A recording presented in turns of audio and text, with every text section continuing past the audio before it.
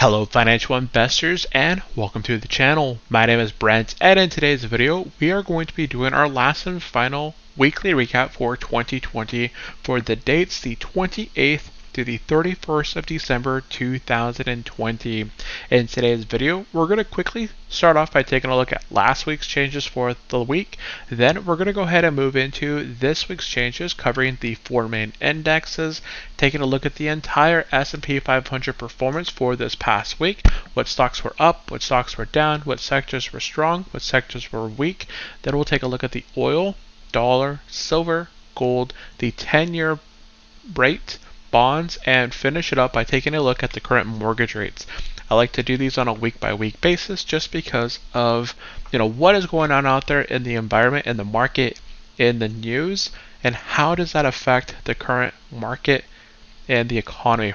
I believe last week or this past week all of us should have received our stimulus checks. So I know I got mine on I believe Thursday, which I was actually pretty surprised that eventually once it was signed on, I think it was Sunday, I had posted it on Facebook, everything had rolled out very quickly in comparison to last time. So anyways, with that said, if you are brand new to my channel, have not yet subscribed, go down below, hit the red button to subscribe, make it gray, hit the bell to be notified every time I release a brand new video, and of course give this video a thumbs up, make it blue, and let's go ahead and get into the video.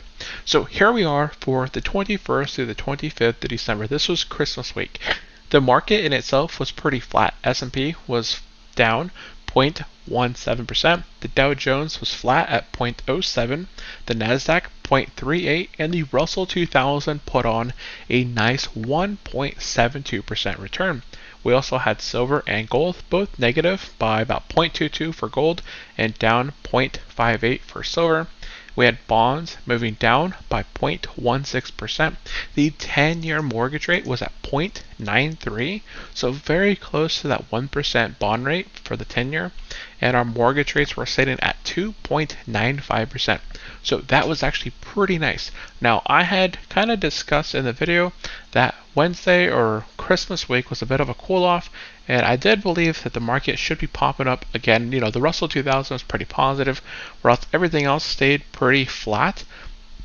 So I had kind of pictured this week being pretty positive. And here we are, starting off on Monday by popping up by 0.87%, and then we pretty much stayed consistent all the way through on Thursday, ending the new year up 0.64%. So the S&P 500 is now up 1.43%. Take a look at the 1-year return there. We can see that from the start of January 2020 till this last day on close, this is a up of 16.26% there for the S&P 500. So that is a pretty positive return for the market when we had so much going on, not only with unemployment, with the illness, with job loss, businesses being closed. There's a lot going on out there in the world. So it's just pretty crazy to see how the market has actually done this past year. We also see the Dow Jones, where the S&P was up 1.43. The Dow Jones was right behind it at 1.35%. Basically the same sort of motion for the week, up quite a bit on Monday, stayed flat for the week, and on Thursday, towards the end of the day, popped up about the same on Thursday as the S&P. The Nasdaq here popped up on Monday and then pretty much stayed consistent across the board. The Nasdaq had already put on so much year to date. You can see here that the 1-year change here is up 43.64%, and that's if you had started right here. I know a lot of investors who bought in this March time period. You can see the volume here, pretty high volume, and then another big chunk right after April. Looks like that's probably one of the highest volumes that we've had there in April, and then it just started taking off to the upside as of that point. Then we have our Russell 2000. It did well last week. Remember, it was up 1 point some change. It is down 1.45%, still putting it year to date by up 18.36%. I believe the Russell 2000 did end up beating both the S&P 500 and the Dow Jones returns. So that's pretty crazy in itself just because of how badly so many of those small and mid-cap companies have been hurt. Now, let's take a look at Fanviz.com. If you guys head over to Fanviz, on the right hand side, you can see this little heat map that I'm going to be checking out. And what we're going to do is look at the 1 week performance for the S&P 500. I'm going to go ahead and scroll over and take a look here. Now, taking a look at the entire S&P 500, right off the bat, some of the weakest sectors here within the market were energy. Both Exxon and Chevron were down, as well as some of the other energy companies was pretty mixed. So we can see towards the bottom there, down 5.18, APA down 3.99. And pretty negative there, pretty negative there as well. So in the energy sector, that was pretty weak overall. Now, we also see a couple weakness here within the industrials. So both UPS and FedEx were down this past week. UPS being down 2.46, FedEx being down 4.10%. I'm not familiar with many of those other stocks there at the bottom, but looks like for the most part, they were negative by 1.29, one was flat, and one was positive by 0.64%. So overall, the industrials, logistical, freight was pretty negative. But if you take a look at the entire rest of the market here, you can see that it was pretty positive. We saw Tesla up 9.24%, Netflix up 5.10, Disney 4.4, Comcast 4.73, semiconductors across the board between Intel, Qualcomm, Texas Instruments, Micron Technologies, and Broadcom. That was pretty positive there.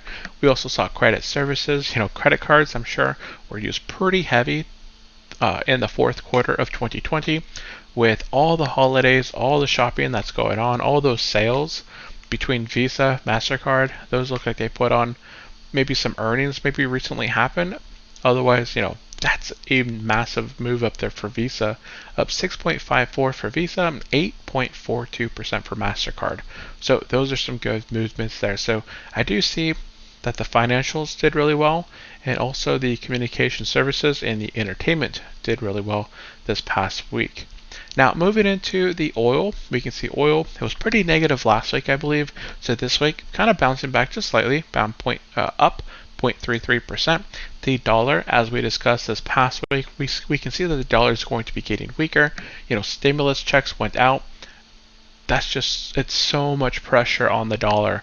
And we can see that this is dropping down to now 89 and 93. So I'm not sure what or where we'll actually end up at. We can see that this is the 3-year low here. So let's take a look at the all map. And overall, we can see that the lowest point was down in that $72 range during the last recession. So are we headed towards the $72 point as more money is being flowed out into the economy to kind of keep this market alive and have money available for those that are unemployed or unable to get work, or maybe they lost their jobs? And there's so much going on out there that I think it's still tipping quite a bit of people into different positions that they wouldn't otherwise like to be in. Silver up 2.55 this past week. Last week, silver was down 0.58%. So actually, that's a really nice recovery there for silver, up 47.3% for the year. Gold up 1.13, up 24.8% for the year. We also saw bonds. Bonds were negative last week, but this week they were up 0.18%, essentially flat. So year to date, they're up about 5.14%. And we have the 10-year yield. This is something I was trying to look at. It was 0.93 last week. It is now 0.92. So really not that bad of a change. I expect it to hopefully stay within this 0.9 range and potentially pass back over that 1% yield, where we may see some of those high yield savings account begin to creep up as well. And we have our current mortgage rate. So it was 2.95 last week. Well, I thought it was 2.95. Yeah, mortgage rates were 2.95. Looks like it maintained the mortgage rate. So last week we had 2.95.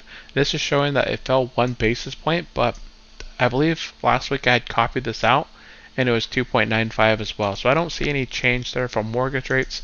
I'm still hoping that my home will be built within April timeframe, and then I'll be able to not refinance, but just finance my home in that 2% range. That would be amazing to have done. So a couple other items that we posted over on Facebook this past week were, of course, that this is our weekly recap. Stocks had stayed flat, but on Sunday, President had signed and he used the Impoundment Control Act. Thought a lot of, I know I got some comments on that one on YouTube. We also did our last buys and sells for 2020. I did sell out of one company and I bought into 4 different companies, and that was our last purchase there for 2020, completely maxing out and investing inside of our Roth IRA. And also, we posted our dividends for December 2020. So here, our December dividends, we had $164.44, which is one of the highest dividend months that we have received within our March, June, September, and December months over on M1 Finance. So of course, let me know down in the comment section below how much in dividends did you receive in 2020? So I went ahead and posted from the 1st of December.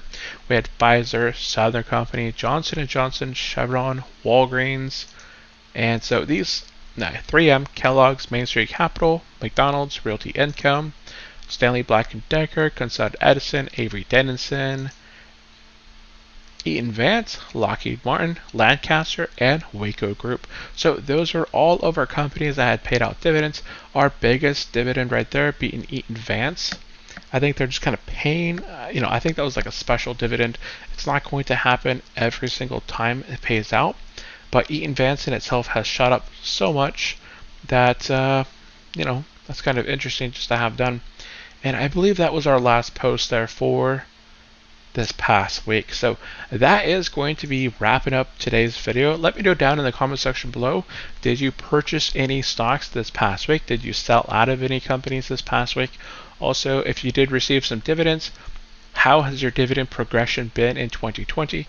Were you able to stick through it? Did you change your investment style? So that is going to be it for today's video. Again, if you are brand new to our channel, have not yet subscribed, go down below, hit the red button to subscribe, make it gray, hit the bell to be notified every time we release a brand new video, and of course, give this video a thumbs up. We talk about the stock market, real estate, entrepreneurship, and personal finance here on the channel. So with that said, thank you all for tuning in. I will see you next time. Have a great day. Bye.